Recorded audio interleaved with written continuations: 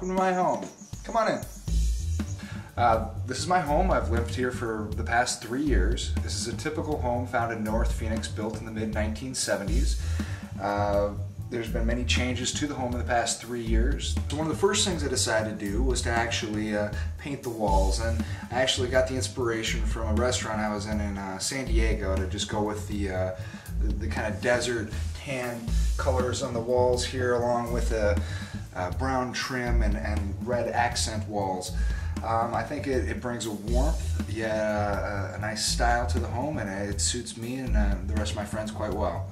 One of the minor little features to a home built in the mid-1970s that they like to do is actually have a sunken room, and this is the sunken living room here. This home isn't tremendously large. It's only about 1,700 square feet, and the living room area isn't very large either. So I had to find a piece of furniture that would allow me to make the most use out of the space that I had. And I went with an L-shaped couch here to allow for a nice little seating area for everyone. Now, to my right here, we have the media wall.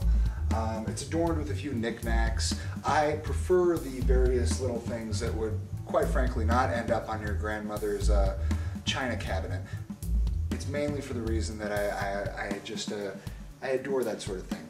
As far as the decor in the house, outside of the color palette, there's numerous paintings lining the walls. These paintings have been created by my friends who have much more talent than I do. But again, when people come over, I painted half of them. Now, this is a bit of the home that I actually had a lot of difficulty with, because there's not a whole lot you can do with an awkward angle like this. Initially, I would have loved to get a pool table, put it right there, but it's just going to take up too much room, and it's going to make the house much more crowded. So I found the solution to the situation was to find a vintage arcade game that would allow to fill in this vacant area with a vintage video game. Now here we find ourselves in the kitchen of the home, and as you can see, again, not a whole lot of space to move around. One thing I'd like to note was originally the shelves that are located in this wall were originally hanging from the ceiling right here. And if they were still hanging today, you would not see me and I would not see you. And quite frankly, I'd be a little claustrophobic about the whole ordeal. So one of the first things I did, I dismounted, cut a large hole into the wall, and placed them inside. It allows me an excellent place to hide various alcohol and also open up the kitchen for greater social enjoyment. Now if we step this way, we're going to walk down the hallway into where all the bedrooms are, as well as the bathroom. And if we turn this way, your first door on your right is the bathroom. And again, a few alterations have been made. First and foremost, the bathroom was tiled. The original sink from 1975 had corroded and rusted, so that had to be replaced. The sink was replaced, as well the vanity was very outdated.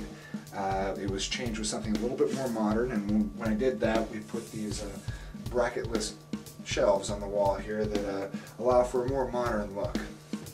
Now to the left of the hallway here, we have Vic's room. He has since converted this room into a lovely little studio area. As he's playing, practicing, making his music, he is conscious of the other neighbors. This drywall board on our back here, it isn't just to explain string theory while we've been drinking. It's also to block out the noise so that the neighbors don't have to listen to our music at 4 o'clock in the morning.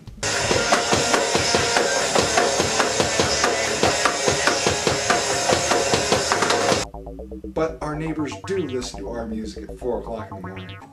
And in here we have the other room. Currently this is Joe's habitat.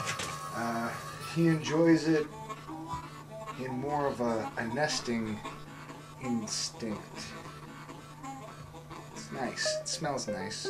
Can't tell that. It doesn't smell that bad. Now originally this was a 4-bedroom, 1.75 bath. It was actually converted prior to when I moved in, yet changes have been made since. Originally, this door would have led to the master bedroom. It has now been converted into a closet on both sides and divided in the middle. Now, the master bedroom, which again was converted to actually conjoin 2 rooms together, is, quite frankly, my favorite room of the house. That's why I sleep here. This is where the magic happens, and let's not clutter it up with pictures of puppy dogs and floral patterns. Let's get right down to brass tacks. Now over here, we have the bathroom. Now the bathroom was the last job to be completed. It was completed about 6 months ago, and originally there was no door here.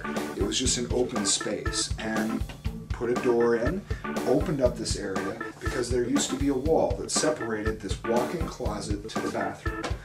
When we opened it up, we had to make some minor changes. We had to change some electrical, change some plumbing, and retile the whole floor.